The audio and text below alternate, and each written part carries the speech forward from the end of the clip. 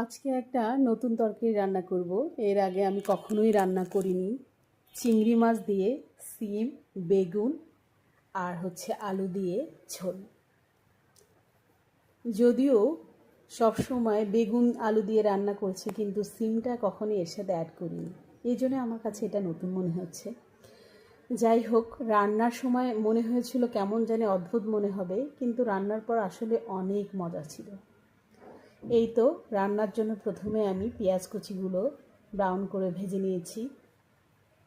এর মধ্যে দিয়ে দিব জিরা বাটা আর দিয়ে দেব আদা রসুন বাটা। সামান্য আদা দিয়েছি, খুব বেশি দেইনি।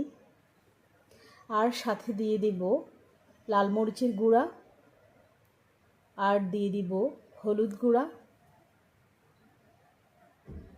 এই মশলাগুলো দিয়ে দেওয়ার পর বেশ কিছুক্ষণ নেড়ে চেড়ে আমি মশলাগুলো কষিয়ে নেব।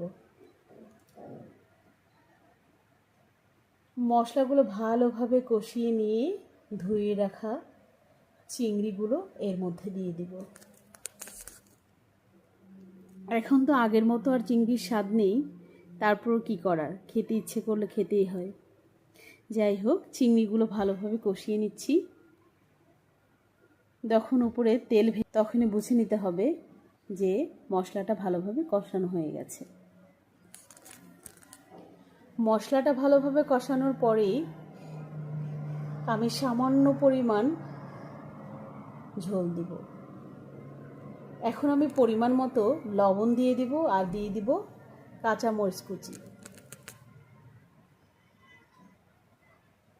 ঝালের পরিমাণটা যার যেরকম খেতে ইচ্ছে করে সেরকম করে দিলেই হবে। বেশ কিছুক্ষণ কাঁচামরিচগুলো কষিয়ে নিয়ে মাছের সাথে এখন আমি ধুয়ে রাখা পরিষ্কার করা সবজিগুলো এর মধ্যে দিয়ে দেব। সবজিগুলো দেওয়া হওয়ার পরেই বেশ কিছুক্ষণ নেড়ে চেড়ে কষিয়ে নেব আবার। এই তো মাছ, সবজি, মশলা সবগুলো একসাথে ভালোভাবে কষিয়ে নিয়ে সামান্য পরিমাণ একটু ঝোলের জন্য পানি দিয়ে দিলেই ভালোভাবে কষানো হবে তরকারিটা। ভালোভাবে কষিয়ে আসলেই ঝোলের জন্য পানি দিয়ে দেব।